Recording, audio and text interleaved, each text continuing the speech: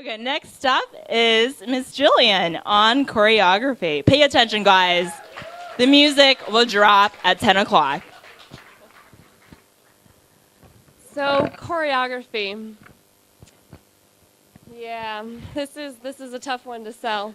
Choreography, I get a lot of raised eyebrows. People are like, what is that exactly? Or they're like, yeah, I think I got dragged to that once. And I still didn't know what was going on. Well, you're not alone, actually. There's a lot of people who don't understand what choreography is. But that's why I'm here tonight. The definition of choreography, according to Merriam-Webster, the sequence of steps and movements in a dance or figure skating, whatever that is, the art or practice of designing choreographic sequences, circular translation, and you can take it from me, the written notation doesn't exactly exist. So thanks, Merriam, but we're left exactly where we started.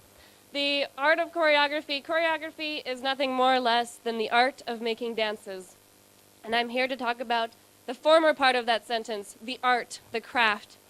Making dance is not particularly difficult in itself. You can slap a whole bunch of movement together, and it could be interesting. But I call it somewhat controversially flailing around like my little letters are doing right now. I want to talk about the craft, the movement that speaks for itself, that is expressive, that is meaningful, that goes a little under the surface. So how do you do that? Dance is communication at the essence. So how about telling stories? It's the easiest way to go about it. I have my little stick figure who's going up a mountain with a staff. It's one of many, many stories you can choose. And it's stories you can go deeper under the levels of things and you can mess around with all stuffs. The best way to start is at the beginning. Like every good story needs once upon a time, every good dance needs a beginning.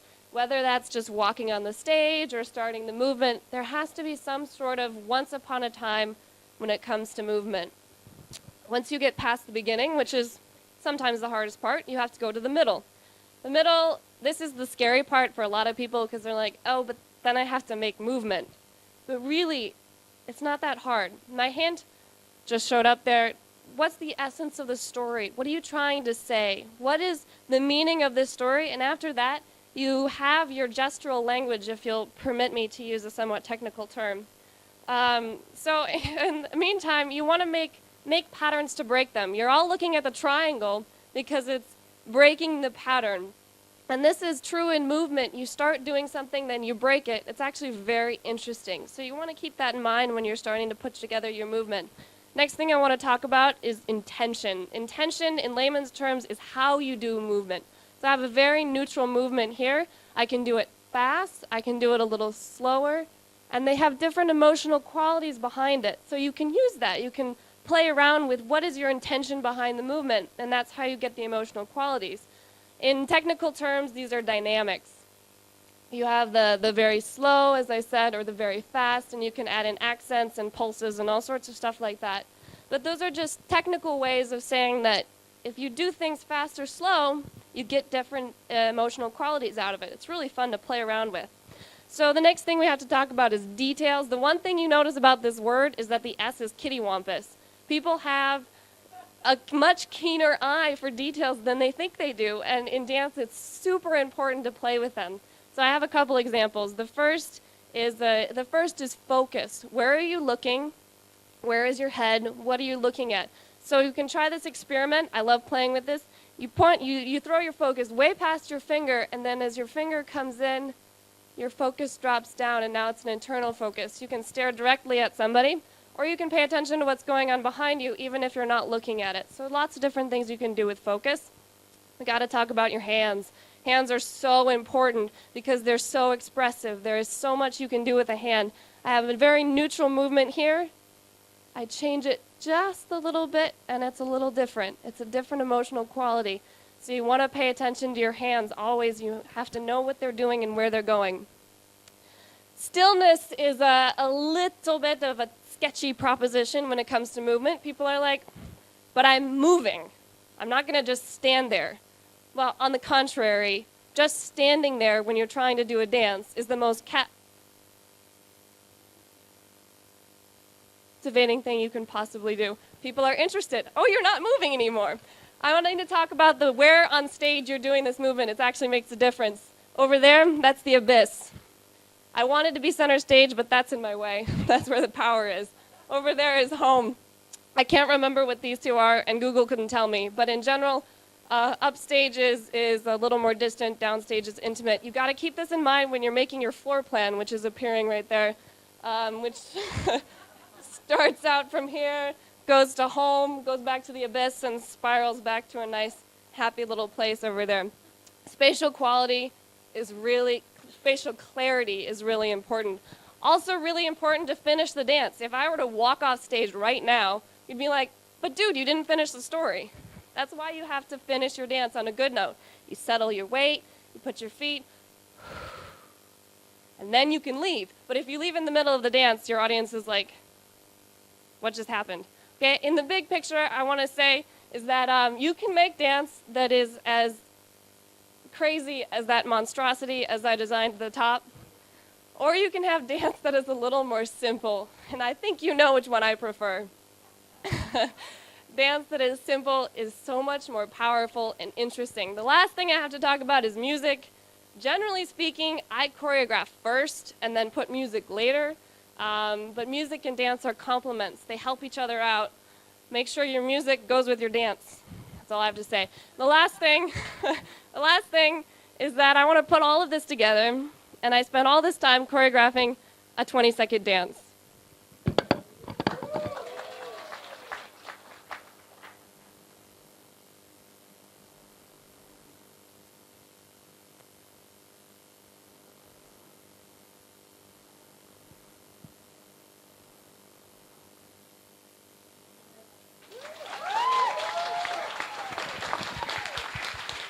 And I followed the floor plan. I followed my own floor plan. Wow, we can have a Nerd Night Entertainment troupe here with the a cappella and the poetry and the dancing. Philosophizing, same thing. Questions?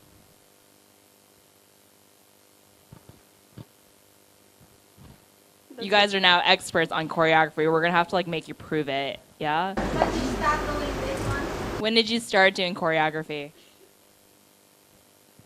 Well, I started as a dancer, and I started choreographing maybe 2 years ago. I'm not really an expert yet.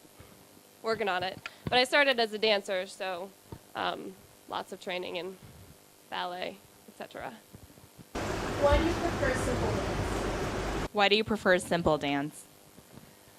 I think it's easier to find the meaning in it, actually. I think when you get complex, you get lost in all the movement. And when you have simple dance, it's just easier to understand. And then you can play with all of those tiny little details that make it much more expressive and really powerful to watch.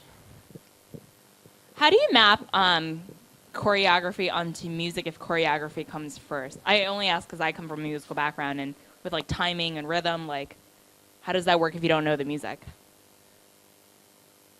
Well, you have a very specific kind of music that you're looking for, and you spend a lot of time searching for the exact song. And then usually what I do is I know, I want a slow song that has this kind of mood to it, et cetera, et cetera. And as soon as I find that song, surprisingly enough, it always goes with the choreography. I don't know how that happens. It's the most magical thing. I'm just like, oh my goodness, this works. Yay. Yes. What performance dance would you recommend in Phnom Penh? What performance dance would you recommend in Phnom Penh? Well, I got to Phnom Penh 3 weeks ago. So as far as that goes, I'm not sure what to tell you. I'm still learning myself. Yes. What do you like best about this lifestyle? What do you dislike the most about this lifestyle? What do you like best about this lifestyle? And what do you dislike the most about the lifestyle of a choreographer? The best thing about being a choreographer is that you call the shots. And so you get to create and create and create, and One of the best things in the world is to see when like something that was in your head is now being danced by dancers in front of you, and it's extremely exciting. It's very cool. I guess the downside of that is you do have to work with dancers. Nothing against dancers, but somehow trying to communicate what you want to people who don't come from the same place, with not the same background, who may be more or less skeptical about what you're trying to do. And so that's kind of the give and take of it. Yeah. How do you give direction? Do you show people the movements you want them to do, or you tell them to feel something, and give them interpretive license? Well, I mean, it's different from every choreographer. I try to show the dancers what I want, and then they ask me questions like, what count do I do this? I'm like, well, I don't know. I never know what count. They always want to know what count. But I usually try and just show them, and my work is all about like what's behind the movement. So I always go into great speeches about what the movement means, where it comes from, what this story is about, and then tell them to do the movement. And then they're like, what count?